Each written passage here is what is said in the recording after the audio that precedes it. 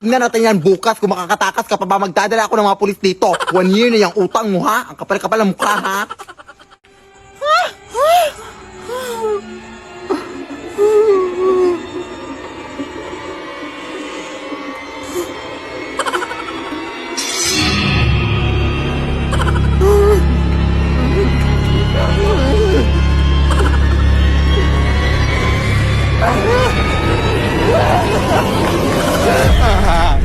Di mama kasakit din. Hindi ko patapos yung mga modules ko. Bukas ko na yun ipapas.